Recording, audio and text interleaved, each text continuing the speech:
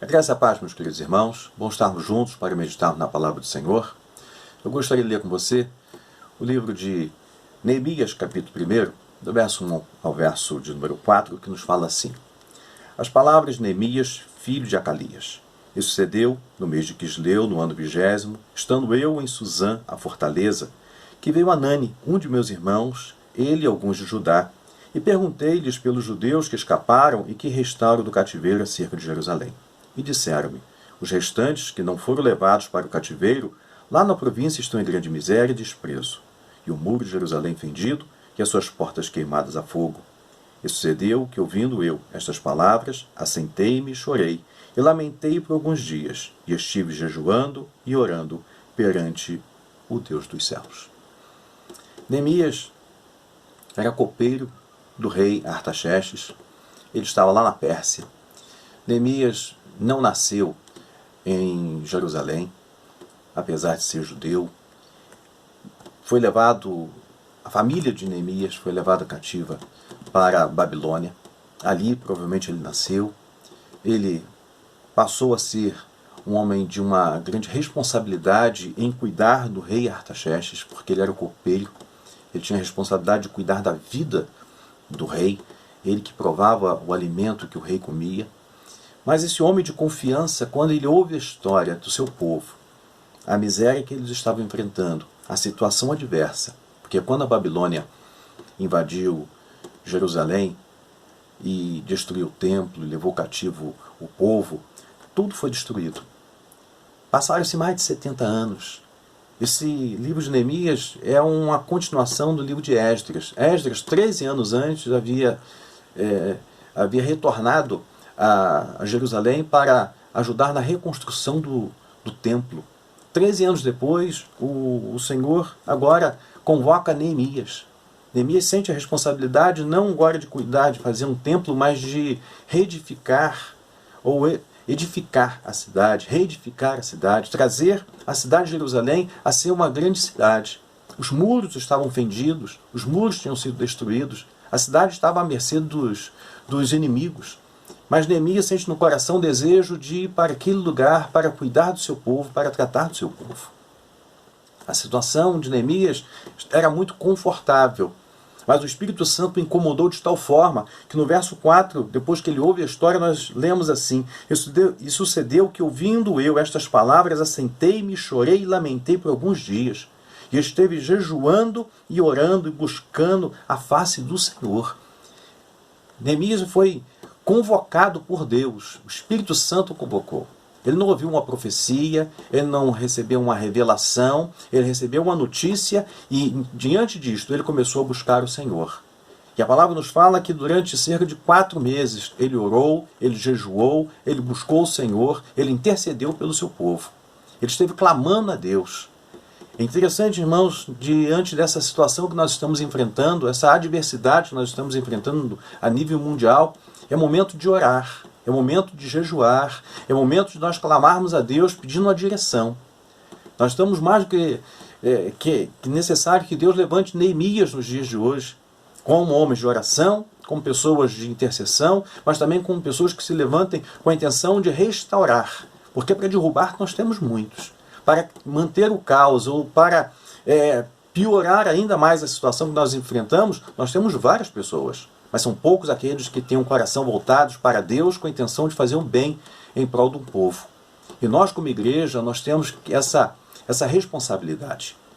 Eu quero pensar com você a respeito de Neemias, da sua oração, de como ele intercedeu, como ele buscou a Deus e qual a forma como ele agiu em função de seu povo. Eu quero pensar com você exatamente nessa oração, porque a partir do verso 4 ele começa a orar. Eu quero pensar com você algumas coisas interessantes que nós encontramos aqui em relação a Neemias. Porque Neemias ele foi um consolador, ele foi também um intercessor. Ele foi um consolador no sentido de chegou na cidade, ele começou a trazer um ânimo para aquele povo. Mas antes disso, ele começa a interceder. E como intercessor, eu quero pensar com você sobre a vida de Neemias e nós temos que também ser esses intercessores. Nós temos que ter essa responsabilidade de buscar a Deus. Porque Neemias era um homem de oração. O tempo todo nós encontramos Neemias orando. Neemias ele não parou tudo e só foi orar. Não, ele orou e agiu. Havia uma necessidade de oração? Havia, mas havia uma necessidade de ação. E ele agiu no momento certo, de forma correta, buscando a direção do Senhor. A primeira coisa que nós encontramos aqui, que um intercessor é alguém, é uma pessoa que ele tem e sente o fardo que está sobre si, mas o fardo que é o fardo que é do povo. Ele reconhece que aquele peso que não é do povo, é dele também. Ele reconhece que a situação adversa que o mundo está enfrentando também pertence a ele, tem que interceder pelo mundo, ele tem que interceder uns pelos outros. Aqui nós encontramos Neemias intercedendo porque ele se vê na responsabilidade de buscar a Deus em favor daquelas pessoas que estavam passando por grande miséria. Alguém poderia falar assim, mas Neemias estava bem, Neemias estava tranquilo, Neemias estava com bom emprego, Neemias estava com uma responsabilidade grande, mas ele era um homem de confiança do rei. Mas nada daquilo fez com que ele ficasse na sua zona de conforto. Ele partiu para socorrer o seu povo. Irmãos, aqui nós encontramos o Espírito Santo movendo o coração de um homem em favor do seu povo. É Deus que levanta guerreiros de oração e guerreiros de ação nesse momento de grande crise. Porque para derrubar a nação nós temos muitos. Para causar um grande estrago, as pessoas, nós temos várias pessoas. Os oportunistas, neste momento de grande calamidade, nós vamos encontrar aos montes. Mas quantos são, como Neemias, que estão dispostos a deixar a sua zona de conforto e buscar socorro em Deus e socorrer aqueles que estão passando necessidade? Aqui nós encontramos Neemias orando, chorando, se lamentando. Porque o chorar é colocar para fora toda a angústia. É necessário o choro, é importante o choro. Mas o choro não pode ficar durar para sempre. É um momento que nós temos que secar as lágrimas, orar, buscar a Deus a direção e partir para resolver o problema. Segunda coisa que nós observamos aqui na vida de Neemias como intercessor é que ele reconhece a soberania de Deus. Olha só o que diz o verso 5. Leia comigo. No verso 5 ele diz assim, e disse ele, Senhor Deus dos céus, Deus grande e terrível, que guardas o conserto e a benignidade para com aqueles que andam, ou que te amam e que guardam os teus mandamentos. A primeira coisa que ele reconhece é a soberania de Deus. Ele diz, Senhor Deus dos céus, grande e terrível. Ele reconhece que a solução para o problema que ele estava enfrentando estava na soberania de Deus, na grandeza de Deus. Não vinha de Artaxerxes, que era o soberano. Não vinha do socorro que ele poderia alcançar através do exército que poderia acompanhá-lo e socorrê-lo na construção dos muros e reedificar a cidade de Jerusalém. Ele reconhece que a soberania de Deus que era capaz de fazer com que aquilo acontecesse. E nós devemos reconhecer que de Deus, somente através da graça e misericórdia de Deus, é que essa situação que nós estamos enfrentando será solucionada. Uma segunda coisa que nós observamos aqui é que Neemias, como intercessor, ele se firma na fidelidade de Deus. Ele reconhece que Deus não é somente soberano, mas ele é fiel. Deus é aquele que olha para o seu povo, que fez uma aliança e socorre o seu povo. Preste bem atenção, no verso 5 ainda ele diz assim, ele diz que Deus é grande, que ele é terrível, mas ele, ao mesmo tempo ele nos mostra exatamente isso.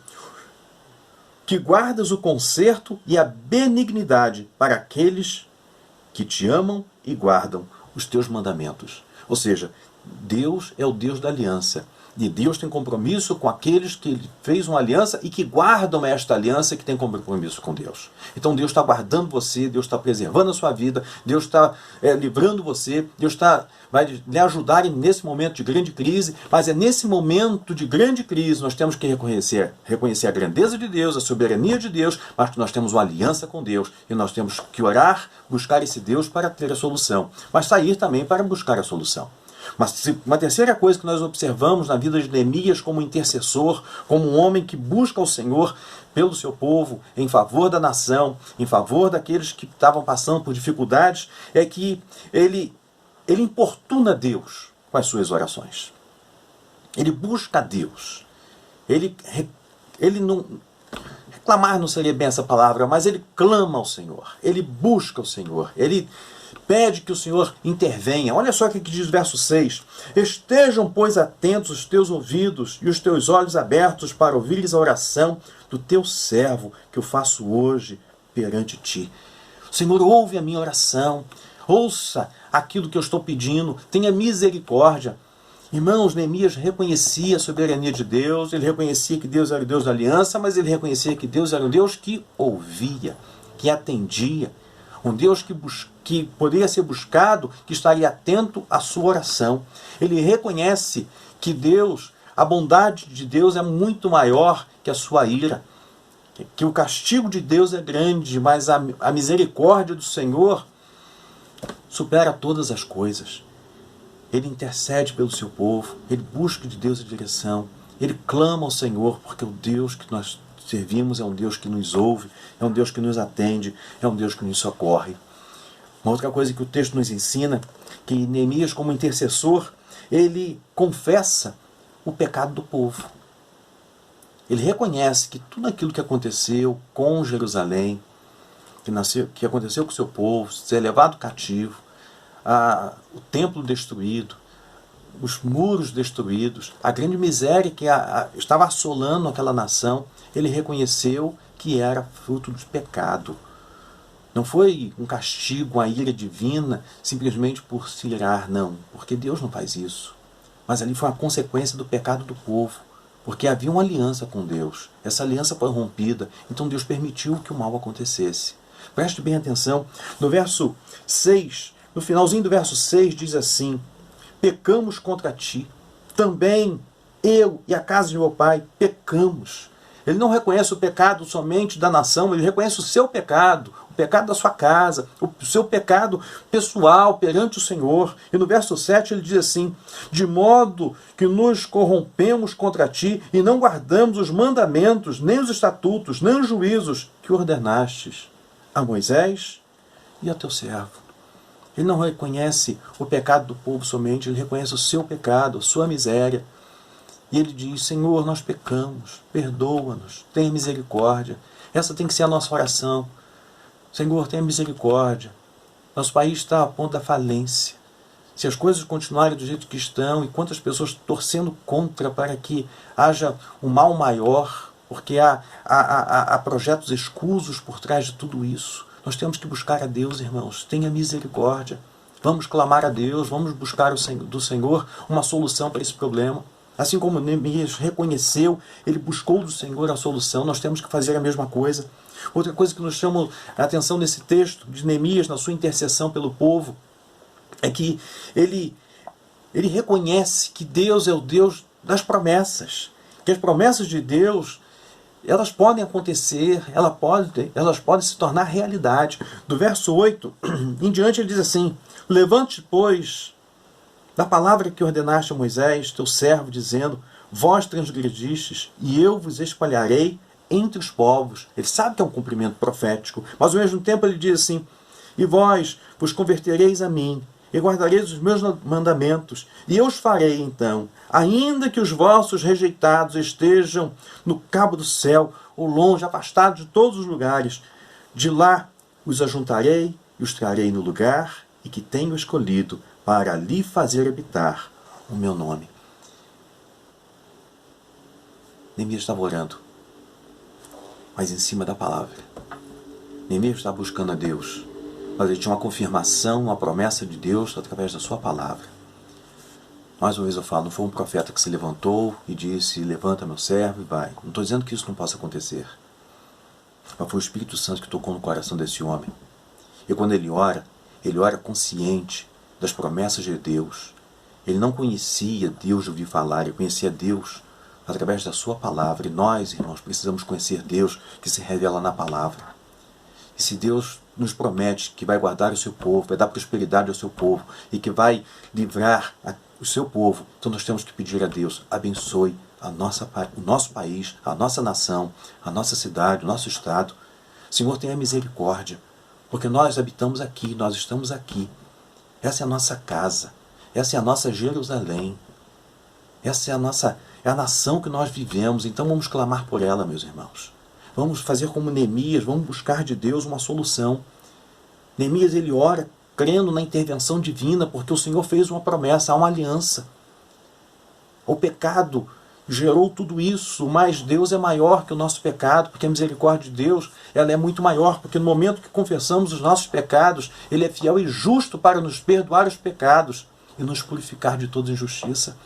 Então, nesse momento, eu quero, assim como Neemias orou, confiado na palavra, eu quero convidar você a interceder pelo nosso país, a buscar a Deus, para que Deus tenha misericórdia. Mas não podemos ficar somente na oração, nós temos que ficar na ação.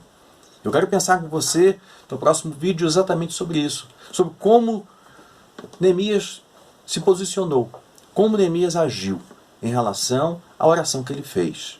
Porque não ficou só orando, ele agiu, mas o Espírito Santo tocou. Eu quero crer que o Espírito Santo também está te tocando para você sair, para você agir, para você fazer a diferença nessa sociedade que estamos vivendo. Se tem tanta gente torcendo contra, se tem tanta gente se aproveitando da situação, nós temos que fazer essa diferença nessa sociedade como servos do Senhor, reconhecendo nosso pecado, reconhecendo o pecado do povo, reconhecendo a soberania de Deus, mas reconhecendo acima de tudo a sua grande misericórdia. Por isso eu quero convidar você a orar comigo nesse instante, buscar de Deus uma direção e que o nosso país seja restaurado pela misericórdia e graça do Senhor. Amém? Vamos orar?